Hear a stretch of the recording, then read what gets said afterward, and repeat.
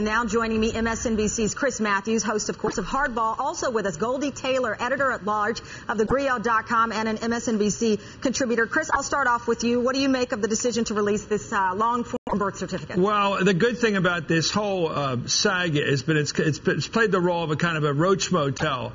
It's captured all the people with bad attitude in this country. The birthers are people with bad attitude who don't accept the fact that Barack Obama is president of the United States. They can't handle it. And once you check into the birther hotel, into this roach motel, you don't check out.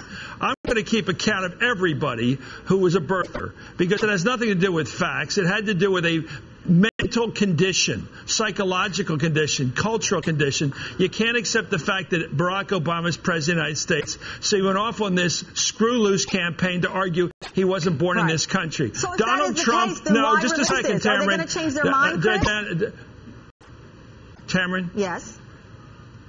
You're being very objective here. No. I don't know how some people can be so objective about this. There are people that have pushed this story for the wrong reasons, bad values, bad Americanism. Donald Trump bet very big on this. He bet on black. It came out red. He lost big. And that's his problem today. He said the President of the United States' birth certificate was missing the other day. It's gone. It didn't exist. He says the President never went to the schools he went to. He's claimed the President is not who he says he is. He's been arguing it's almost a theme out of Mad Men, that this guy's affected his whole life. This has been the Donald Trump argument. It's not true. It's manifestly not true today. Everything the president has said is true. Everything Donald Trump has said is not true. This was a big bet, this guy, and any croupier in Atlantic City can call this one. This guy bet on black. It came up red. You lose. He's busted. Let it's me get simple. in and ask you this. This is take one of the few let me ask simple you this, No, I don't need to take a breath, because Cameron. I want to get to Stay this on point. this. No, this I is am not staying complicated. On it. No, this is not nor do I think complicated. it is. But let me bring it to something. I was raised by a man with a second-grade education. Didn't go to the school that Donald Trump or Barack Obama went to. But one thing he taught me is common sense can rule the day. The document that was released in 2008 was the official document. Today, I don't think one single birther will change their mind. And you tell me why you think they would. Well, that's my point. That's your point? That's my point. I agree with you. You could have made that I point agree with before you. Today. I agree with you because this has always been about attitude. As we say in Philly, you know, attitude. This has always been about attitude, not about fact. The people that don't want this guy to be president legitimately will argue he's not a legitimate president. Now, there are some people in the middle who have been listening to Donald Trump now for about 3 weeks and thinking with all his money, he must be smart. And so there's probably some of those people have moved into the undecided category.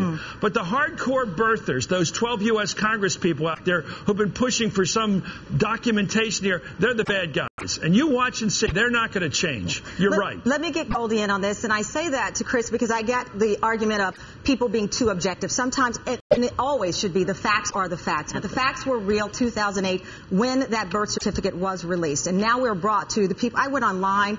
There were people, Chris, and please stay with us, who were questioning smudge marks. Why was there a smudge mark above whether this was a single birth or triplets? They're already trying to tear down this official document released by the White House and the president, Goldie. There are people who are going to believe, for as long as they live and breathe, that this president doesn't belong in the White House, he doesn't belong in a boardroom, he doesn't belong in the lecture hall of an Ivy League institution, that he is better off on a basketball court, frankly.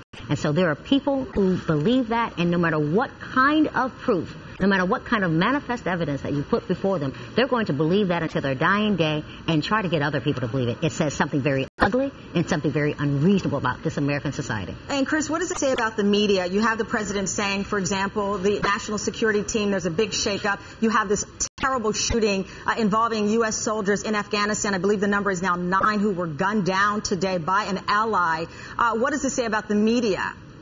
I'm not a media critic. No, but you're a critic of everything. Not a media critic. I'm not getting into that stupid game. Well, then let me ask you the president. I think stop people, there. The this has president been brought it raised up. as What do an you think issue. of the president's remarks? And you're not a critic. And you acknowledge that every day you are playing hardball with what everyone says. The president said that the media was distracted. So what do you have to say to his comment? I think this has become a big story because so many Americans bought into it. The fact that Donald Trump, with no evidence. The only evidence he had, I guess, was the Globe, the newspaper, the tabloid out there that's been saying, the tabloid that says that there was a missing, I just looked at it today, May 3rd issue. It's just out on the stands that the president's birth certificate doesn't exist and that Donald Trump is driving the president crazy and he's going to expose him. This is the level in which Trump is operating. The tabloids you get at the supermarket, at Safeway, at the checkout counter. This is the level this story has been percolating. However, the other Republicans, except for one guy who's had the manliness to come up and say there's nothing to it, I have to say,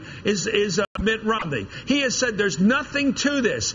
It's so hard to go into a group of Republicans and say this birtherism issue is crap. Just say it on the line, because there's always going to be some people in the audience who love this story so much. You know why? Because exactly what you think. Right. Exactly what you think. Right. They don't want Barack Obama to be our president. They're trying to find some loophole. And by the way, they're the same people when Branch Rickey hired Jackie Robinson back in the 40s that said blacks can't play baseball as good as whites. Yes. So they had the same attitude back then, the same people. Well, I wish you could stay for the entire hour because I know there's a lot more to say about this. I'm going to watch you on Hardball tonight to see what you have to say. It'll be interesting tonight. It's always interesting. We'll be watching. Goldie, thank you very much. As you know, when you get Chris Matthews on, it's hard to get a little time in there, but thank you for playing along with us.